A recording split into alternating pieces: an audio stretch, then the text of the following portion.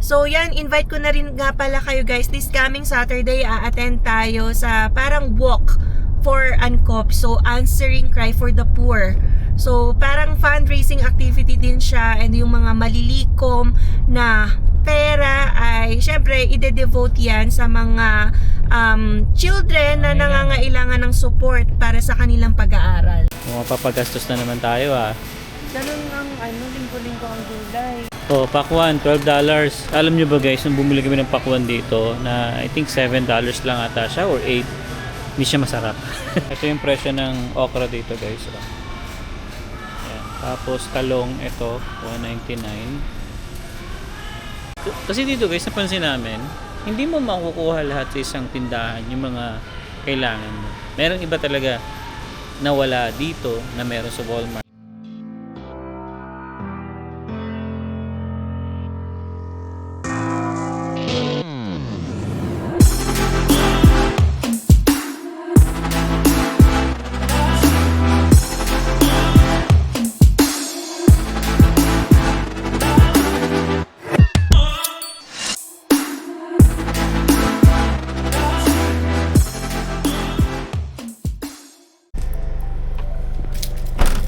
Hey guys, welcome back sa ating YouTube channel. Ayan, ganda ng weather Maaraw na maaraw dito sa Calgary ngayon guys. Ganda, sobrang ganda ng weather ngayon. So it's time na para sunduin natin guys si Emma. So hinintay ko lang si Mami. Ayan. Kabigin nyo na lang po.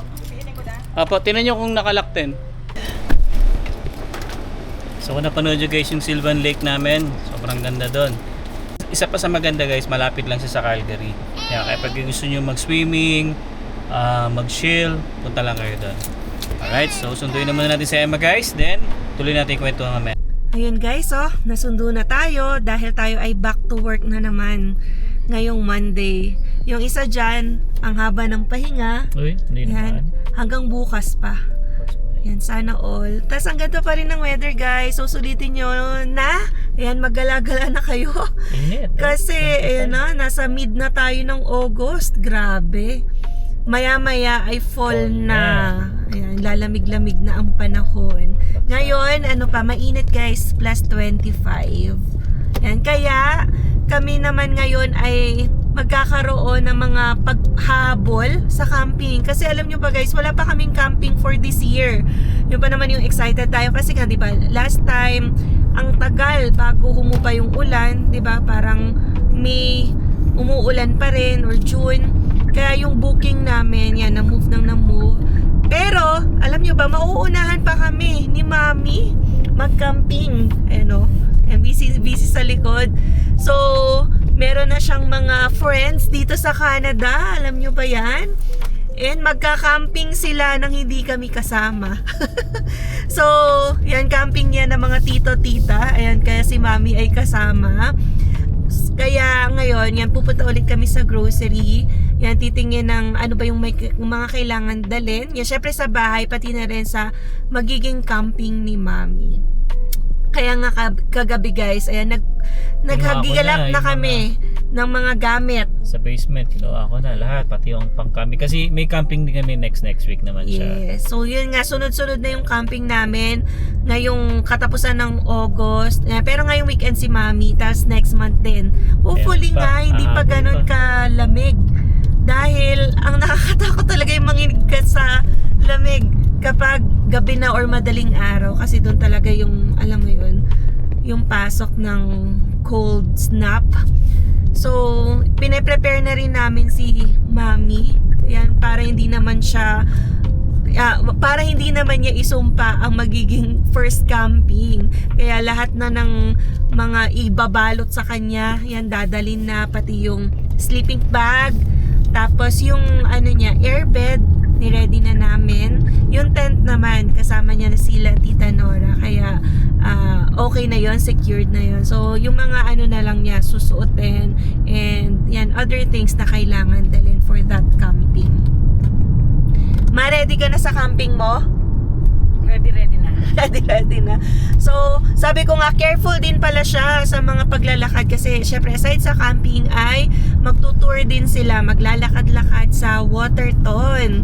Yan, kaya sabi ko alalay lang din talaga given na may mga rocks dyan sa Waterton, lalo Red na Rock. doon sa Red Rock Canyon. Nahirapan din ako bumaba doon kaya pababa kasi siya. oo, dapat alalay lang din kasi hindi kami kasama. At parang ano ba to? Lola's night out. Ayan, parang ano din, 2 nights ka man, no? Na mawawala. Ay, grabe. So kami ni Alvin ay ano ba? Sana lang wala tayong lola nun. Walang kasama si Zion nun, kaya dito na lang siguro tayo around sa Calgary. Ayan, kain na lang din tayo kasi gusto ni Alvin kumain sa Fusion. Oy! Ayaw kasi ni Mami guys na hindi kasi. kumain sa mga all you can eat. Yeah, pero syempre pinipili namin hindi kumain doon kasi nga kapag kasama siya masabi niya malulugi or yun nga hindi niya preferred doon. Pero since wala si Mami, baka ngayong weekend ay mag all you can eat tayo. Oy, yun o. Yun, diba? Fusion. Sana all. Yan, habang nag-enjoy din si Mami. So yan, invite ko na rin nga pala kayo guys. This coming Saturday, a-attend tayo sa parang walk for UNCOP. So answering cry for the poor. So parang fundraising activity din siya, and yung mga malilikom na pera ay syempre ide-devote yan sa mga children na nangangailangan ng support para sa kanilang pag-aaral. Yes, so although yun si Alwin hindi makakasama kasi may work siya every Pasok Saturday. Ako yung nag-register together with Zion. So kaming dalawa lang kasi nga si Mami ay magka-camping. So kung gusto nyo mag-attend, so yan, walk for a cause. So gaganapin yan sa North Glenmore Park, tama? Yung aming walk. So just search for UNCOP, yan yung sa website nila, to get more details or information. So, isama mo na rin yung energy efficiency. Yes naman, no? Yan, So bago habang natin tayo ay makakita. bumabiyahe, again, no, kasi ang dami nating mga kababayan din na hindi aware sa rebate na pwede nilang makuha. So alam ko marami tayong kababayan na recently yan bumili ng mga newly built houses. So alam nyo ba guys, so ngayon kasi ang qualified na lang for that rebate ay ang mga nakabili ng mga bagong bahay. So dati kasi naging qualified kami kahit hindi bago yung bahay namin, but binago yung rules or program na yon. So yun nga, kung newly built ang inyong biniling house, yung brand new house ang nabili nyo dito sa Alberta, yan, you could be qualified for 25% mortgage loan insurance rebate. So kasi kapag less than 20% ang inyong down payment sa bahay, may portion ka kasing kailangan bayaran for the mortgage loan insurance or yung tinatawag nating CMHC. So syempre, para makuha din naman, 'di ba, yung portion na binayad mo, sayang din naman 'yon, 25%. Ang kailangan mo i-comply is yung pagse-certify sa bahay mo, which is brand new naman, na energy efficient siya. So yun lang naman. So to have it certified, yan, you can fill up yung link sa description box below para i-contact kayo nung company na pwedeng mag-certify sa inyong bahay na energy efficient yan. So yun, meron na tayong mga kababayan na gratefully ay nakakakuha ng rebate. Yeah, marami And yan, nakaka-happy din kasi nakakatulong tayo through this channel na yan makuha nila yung money yan, which comes through the rebate. Yes. So yes. And yes, so aside from that, I think syempre more into investing rin tayo. Ay may utang pa ako sa isa sa mga subscribers natin kasi sabi niya more sana investing videos pa na hindi natin nagawa dahil tayo ay naggalagala at busy sa kung ano-ano like birthdays, etc. So again, yan, hopefully makapag-create tayo ng another set of videos regarding investing, yung TFSA, RRSP, FHSA, and everything, para syempre yung buhay natin dito sa Canada is hindi lang about saving. Dapat alam din natin siya i-invest para yung money natin ay nag-grow pa rin and hindi lang siya stuck sa bank. So to start off, kung gusto nyo na syempre ibigin ang inyong journey sa saving and investing, yeah, you can create yung account sa Wealth Simple. So, yung link is in the description box below. So, by using that link also and upon depositing like $1 to $100 at least, ay makakakuha kayo ng additional $25. Yeah, at least pwede nyo yan gamitin din sa inyong investing journey. May sama ko na rin about sa mga yung mga tools guys sa mga nabibili ko sa Amazon, nandyan sa link. May dyan sa description natin, may link dyan. So pwede nyo i-click kung saan ko siya binili. Yeah, so a review of the links pala rin talaga to. So Yes. para hindi naman matenga and para makita nyo rin yung other things pa kung saan kayo makakatipid, makaka-grow ng money, di ba? So at least yun yung mga na-share natin and hopefully yan nga nakakatulong sa ating mga kababayan dito sa Canada. Yes, sir. Alright, so anyway guys, yan bahay muna tayo and yan asikasuhin natin yung mga kailangan bilhin dito sa Superstore.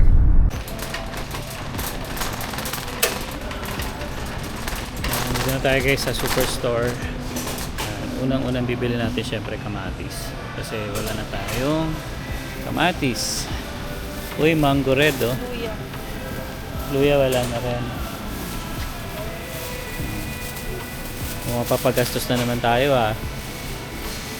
Ganun ang linggo-linggo ang gulay. Oh, pakwan, $12. Alam nyo ba guys, nung bumili kami ng pakwan dito na I think $7 lang ata siya or 8. Hindi siya masarap. Actually, hindi siya masarap. No? Kasi hindi siya matamis. Parang napaka maputla nung kulay niya. Ayan. So, saging. Di tayo saging. Tayong saging. Alright. Uy, gising na pala yung batuta ko eh. Gising na oh. Si green, wala ka na. Yes. Sitaw. Di tayo sitaw. Dito pa gulay sa kanan. Diba? Ang ganda mamili dito sa Superstore kasi napakaraming gulay. Pamula dito hanggang doon. Tapos sa gitna mga fruits. Diba? Sobrang dami nila. So ito lang yung binibili na ngayon. Okay lang, siguro pang luto-luto lang naman natin ng sigang. May limit dalawa pero Ganon? pag pwede naman ikaw bumili nung isa. Oo. Grabe, point 93 lang. Pwede Oo. iba-iba ang presyo nila per kilo. Okay. So may limit pala yun guys. Ito yung presyo ng okra dito guys. Ayan. Tapos talong ito, $1.99. So yun yung mga kailangan natin. Talong, okra. Actually upo pwede rin. Pero hindi muna sa ngayon. So yun yung mga price. Kasi dito guys, napansin namin, hindi mo makukuha lahat sa isang tindahan yung mga kailangan mo. Merong iba talaga na wala dito na meron sa Walmart. Kaya yung store na binibila namin pa iba-iba. Yan, so depende sa pangangailangan mo. Guys, bili tayo ng mais. Limit lang po ng 6 yan. Ayan nakalagay. So 0.64 lang siya. Sa Walmart kasi something 0.98 eh. Pero 6 okay na yun, marami na yun. Ayan. Sarap din kasi ayan, mais na matamis, tas malambot. Parang nagugutom na nga ako eh. May sinigang sa bahay. Guys, yung mga binili pala namin, hindi pala gulay, mga pangpataas ng sugar.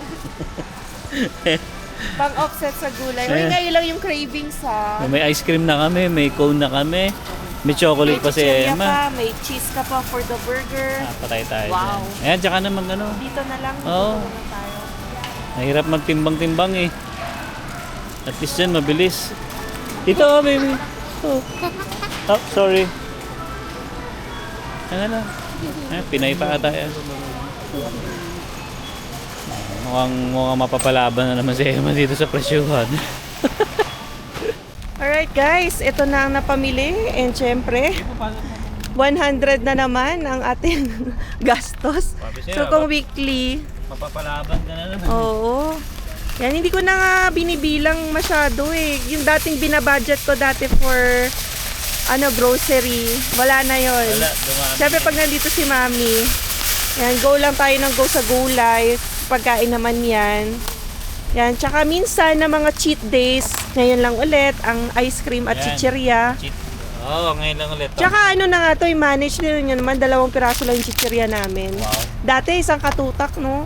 Nagkano pa siya, oh. Pampalubag yun. Nagdadaya, pampalubag loob. Ayan. Ayan. So, yun guys, no, ice muna kami. And then, ito nga pala ang chocolate natin. Yan ang mga cravings natin. And guys, oh, ito si Zion. My favorite. Oh, ito ang cravings naman ni Zion. Nagbukas na. Andito pa lang tayo sa parking. Is that your favorite? Yeah. Yeah, Oreo. Alright guys, so nandito na tayo sa bahay and nakapag-ayos-ayos na tayo ng mga pinamili. Yes. So this is Alwin. So as mentioned nga, dahil may camping si Mami this coming weekend, ay pine-prepare na rin namin ang kanyang mga gagamitin for, yan nga, the camping with amigas. Wow. So, ito na. Tinago muna namin kasi nga maliit lang yung space sa bahay. So, nasa likod siya ng chair. Ang ipe-prepare lang naman natin is yung airbed. Tsaka sleeping bag. Ayan, nasa na yun? So, yan yung sabi namin, syempre, hindi naman nagka-camping si Mami sa Pilipinas, no? So, sabi ko, ibabalot yan sa ano mo, sa katawan mo, ma. Para kang, ano ba? Parang sinako. Para kang lumpia. And then, yun nga yung airbed. So, kailangan small lang. Hindi pwedeng queen kasi nga, syempre, meron na rin sila Tita Nora na airbed. And then, ito yung aming tent. Pero, ito ay pang next week pa. Next week pa. Oo, kasi kami yung gagamit yan. Yes. So, Bali nilabas ko na lahat ng mga kailangan namin sa camping. Dito na yan sa, nilagay lang muna natin dito sa likod ng upuan kasi nga wala kami paglagyan. Pero ito importante muna. Okay, ma'am, kasi Ano? gagamitin nyo this coming Friday to Sunday, di ba? Ma, ready ka na sa iyong camping? Ayan, kumakain pa ng ano eh. Kamote. Kamote Q. Excited na ako. Excited na. Yes. Nag-camping ka ba ma-ever sa Pinas? Yung mga high school. Girl Scout. Ah. Ay, iba yung camping dito, malamig. Camping na kami nung kami nila Apo sa tabing ilog. Oo, overnight yon. Oo. Hindi Ayos. maganda experience namin doon. Bakit? Malamok, tapos umulan, ganun. So ngayon hopefully kasi nag-ulan-ulan din sa Calgary, sana hindi maulan ngayong weekend. Pero if ever naman yung mga kasamahan din nila Tita Nora ay may RV. So doon kayo sumilong in case nga ay ulanin. So prepared ka naman sa mga damit mo? Okay na. Salamat sa mga nagpahiram. So yun, binigay ko na Wala lahat. akong dalang gano'n na mga damit na makakapal. Jacket, syempre. Oo, jacket, yung leggings na makapal. Heat-tech. Hitek. Importante. lahat. Kailangan Yeah, kasi pero, pag oo. gabi, tsaka madaling araw, malamig. So wag din naman masyadong mga Panlamig lahat. panlamig na damit kasi mamaya uminit tas wala ka ng attire ko di yung mga pang winter. So, yun. Ang pick up kay Mami dito ay umagang-umaga ng Friday. So, magagala si Mami ng Waterton. Sana all naman. Sana all. Kaya pagkasama mo sila, Tita Nora, Tito Jun, sila Ay, nang bahala marami talaga. yan. Marami kang lilibutin talagang mga tourist attractions. So, Red Rock Canyon, tapos yung Prince of Wales na like hotel, basta everything. Maganda yun. Oo. So, yun guys, no, dito ka na siguro tatapos ng vlog and I hope na nag-enjoy ka sa vlog namin for today. So anyway guys, kapag interesado kayo sa mga tools, nandyan yung link sa description natin. Alright, so hanggang dito na lang. We'll see you on the next one. Peace!